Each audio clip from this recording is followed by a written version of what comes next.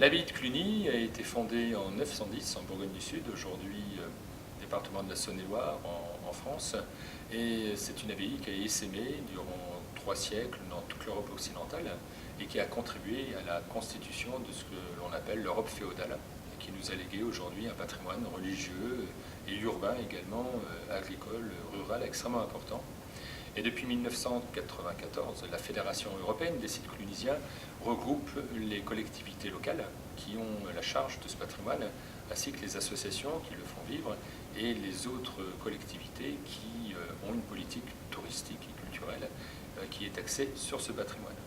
Nous avons aussi la particularité de recueillir, de regrouper des personnes qui peuvent utiliser ces bâtiments et ces sites, qui peuvent les visiter.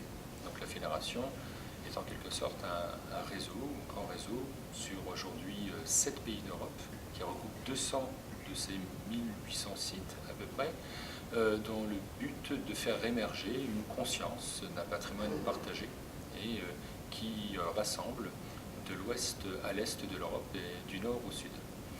Les défis aujourd'hui de notre réseau sont ceux que connaît et traverse l'Europe. C'est celui d'une construction pérenne, d'une gouvernance, d'une prise de décision qui nous permettent d'imaginer des projets qui nous parlent tous à la même échelle, au même degré, que l'on soit en Angleterre, en Espagne, en Italie ou en Allemagne.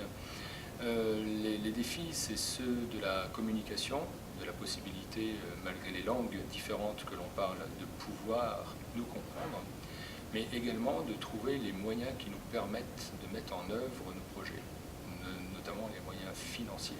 Aujourd'hui, nous sommes dans un environnement politique, social, qui est peut-être plus fragile encore qu'il y a une vingtaine d'années, et nous devons constituer le ferment de ce que sera peut-être l'Europe de demain. De faire de telle sorte que le patrimoine, qui est notre héritage, soit un atout du futur, tout simplement.